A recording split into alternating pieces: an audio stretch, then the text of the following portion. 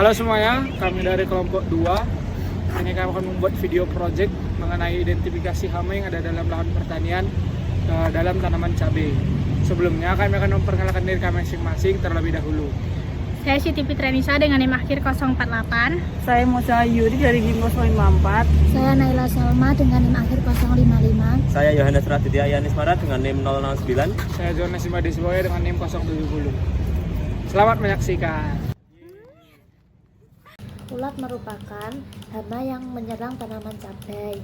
Klasifikasi ulat yaitu dari kingdom Animalia, filum Arthropoda, kelas Insecta, ordo Lepidoptera, dan famili Clambidae.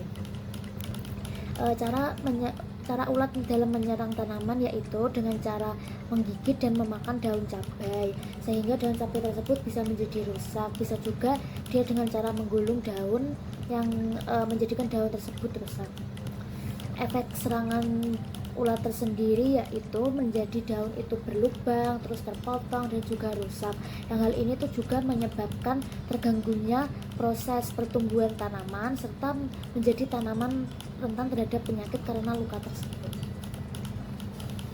Cara pengendalian yaitu dengan cara kultur teknis, dengan memasang mulsa, terus membersihkan lahan dari gulma dan lainnya, serta melakukan rotasi tanaman.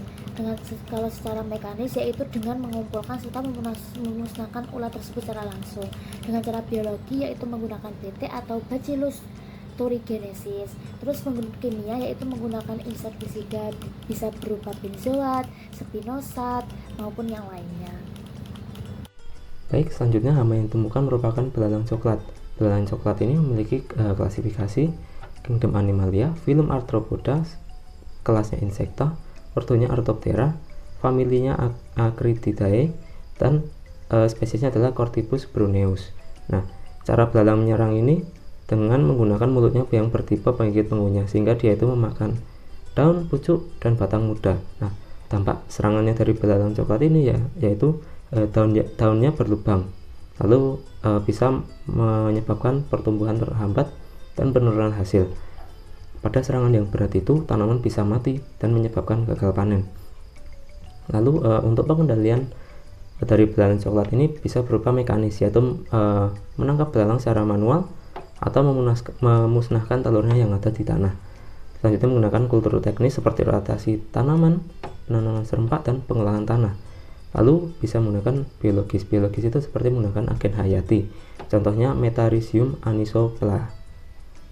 Kalau kimia itu bisa menggunakan insektisida yang kimia, namun penggunaannya itu harus sesuai dosis agar tidak terjadi resistensi pada belalang coklat ini. Selanjutnya itu ada kepi hijau. Kepi hijau itu memiliki klasifikasi seperti kingdomnya itu Animalia, filumnya itu Arthropoda, kelasnya itu Insecticida, dan ordonya itu Hemiptera. Nah, cara menyerangnya pada kepi hijau itu dengan cara menusuk jaringan tanaman dengan mulut penusuk dan penghisap, dan juga menyuntikkan enzim yang merusak jaringannya. Nah, terus efek dari serangan kepi hijau itu buah tanaman cabai itu berwarna bercak coklat, kering, dan juga cacat, dan juga kualitas dan hasil panennya itu menurun. Cara pengendaliannya itu yang pertama itu dengan cara mekanis, yaitu mengambil telur atau kepi secara manual dan juga menggunakan perangkap lampu atau perangkap warna.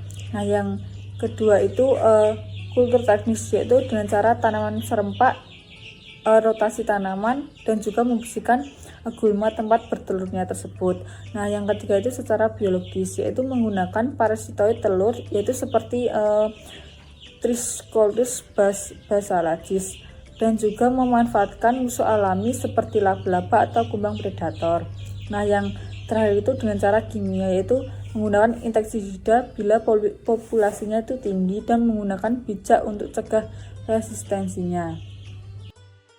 Hama selanjutnya adalah leaf-footed bug atau kapik penghisap. Dengan klasifikasi sebagai berikut, yaitu kingdom Animalia, filum Arthropoda, kelas Insecta, ordo Hemiptera, famili Coroidae, genus Acanthocoris, serta spesies Acanthocoris caber. Cara hama ini menyerang yaitu dengan cara menusukkan stilet atau mulut menghisap ke dalam jaringan tanaman, kemudian menyuntikkan enzim perusak jaringan serta menyebabkan jaringan pembuluh cabai yang rusak. Efek atau dampak yang disebabkan dari hama ini adalah buah cabai yang keriput dan mengering, kemudian muncul bercak kuning coklat pada buah, serta buah muda yang akan rontok. Pengendalian dapat dilakukan dari berbagai cara, seperti pengendalian kultur teknis yaitu dengan cara merotasi tanaman, melakukan tanam serentak, mengatur jarak tanam, serta penggunaan mulsa. Kemudian pengendalian mekanis dapat dilakukan dengan cara menangkap hama secara manual, kemudian menggunakan yellow sticky trap atau leg trap pada malam hari. Serta untuk pengendalian biologis dapat menggunakan musuh alami, menggunakan pestisida nabati seperti ekstrak bawang putih dan ekstrak daun pepaya, serta pengendalian kimia dapat dilakukan dengan cara menggunakan bahan aktif seperti imidacloprid serta deltametrin. Oke, selanjutnya yaitu ada wereng hijau atau Empoasca sp. Klasifikasinya kingdomnya itu Animalia, filumnya Arthropoda, kelasnya Insecta, ordonya Hemiptera, familinya Cicadelidae, genusnya Empoasca, spesiesnya Empoasca flavescens. Cara hama menyerang tersebut yaitu dengan menghisap cairan pada daun muda, terutama pada bagian bawah daun, terus menyuntikkan Slavia beracun yang merusak jaringan daun dan pembuluh. Efek dari serangan tersebut itu tepi daunnya itu menguning lalu mengering, dikenal sebagai gejala hoverbloom.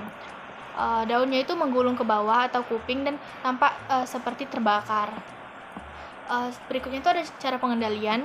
Kalau cara pengendalian kultur teknisnya itu dengan mengatur jarak tanam tidak terlalu rapat agar sirkulasinya itu udaranya membaik. Terus secara mekanis itu pasang perangkap warna kuning untuk menarik dan memonitor populasi.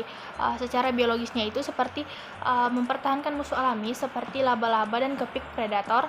Dan terakhir secara kimianya itu dengan menggunakan bahan aktif seperti abamectin, imidacloprid, sipermetrin dan acetamiprid.